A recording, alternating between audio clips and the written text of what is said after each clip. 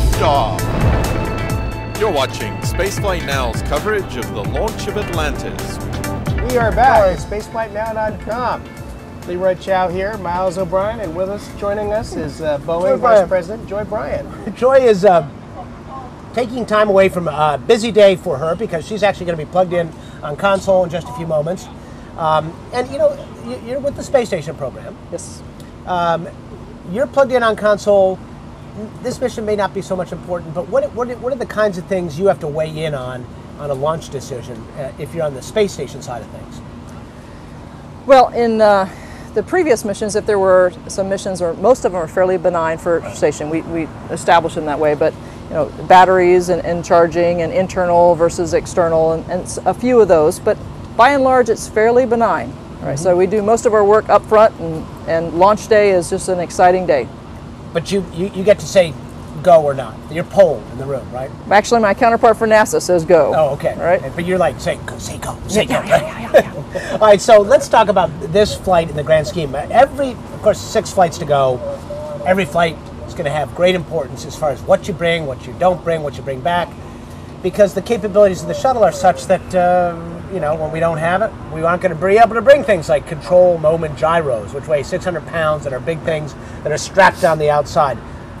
Give us a sense of what's on the manifest, on the list of things you're bringing this time. Well, we have 2 of those control moment gyros, so 2 of those large babies. We have the nitrogen tank assembly, we have the ammonia tank assembly, we have the high pressure gas tank, so lots of large components carrying the gaseous elements, right?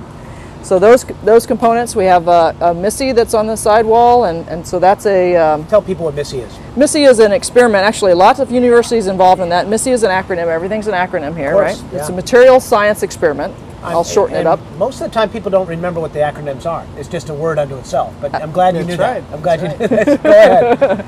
So MISSI is sets up so they can take for getting ready for exploration. You take the materials and you expose them to the environments of space, and you bring them back to investigate what materials are best and how is it exposed and what's the impact.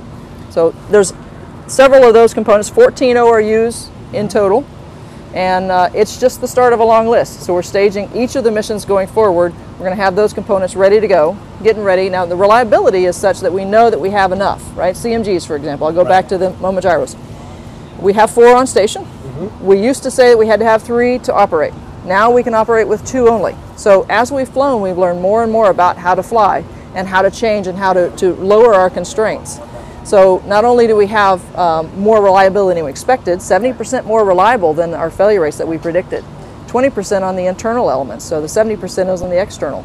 So not only are we designed beyond what we predicted, but we also know how to fly better. So it's both on the technical side as well as the ops. So these 2 that are going up are going to sit on the outside and just sit there dormant, or do they actually, you spin them up and have them going just so they're ready to go? How does that work?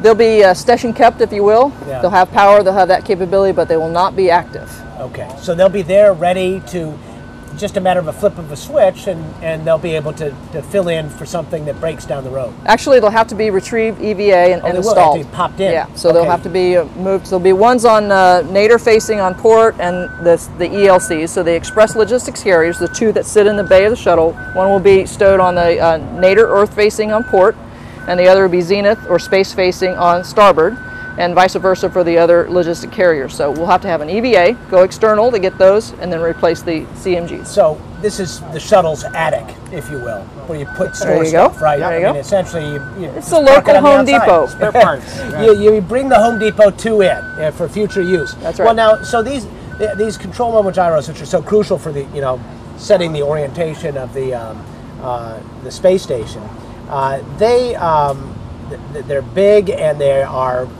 spinning forever. Like they have a 10-year life cycle, but they never stop, right? Right. Never get oil.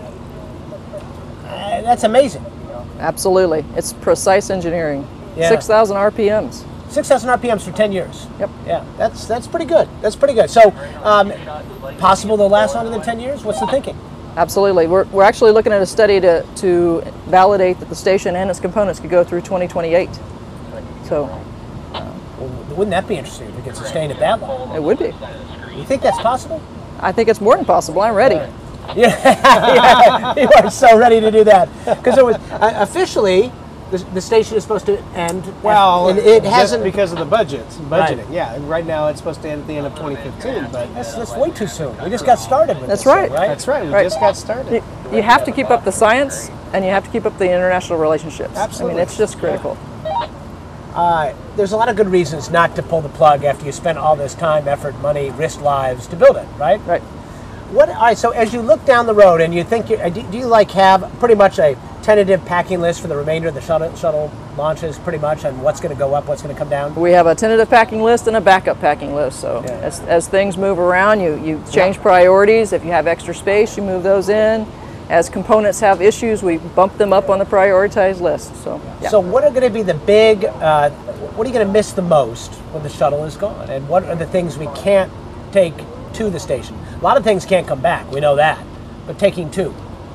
Taking two. I mean, control moment gyros are obviously big ones. Yeah. Big ammonia tanks. Most of the larger ORUs on this mission would be the ones that I would say are concerns. That's why we are going with the extras, because they're so large. Yes, orbital replacement units. Yeah.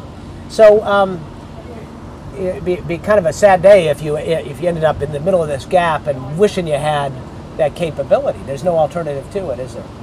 No, there is an alternative from both up mass and down mass from a capabilities perspective. It's a wonderful machine. So you have to be prepared for extra, right? Looking at the capabilities not only from a repair standpoint, but having those additional components. Before you get away, how has it been running with 6 people aboard? Excellent. Yeah. Been going really good. Keeping them busy is a full-time tasking, making sure that the science is there, and so the crews just love it. You know, they've got, I wouldn't say a whole lot of room, but they always are well trained, and they just love being there. All right, Joy Bryant, who's with Boeing, VP, Program Manager for the International Space Station. She's got to get plugged in, tell her NASA counterpart to say go. That's right. Just she'll do whatever you say, I'm sure. Yeah, that's right. Thanks for coming by. Thank you. Good luck.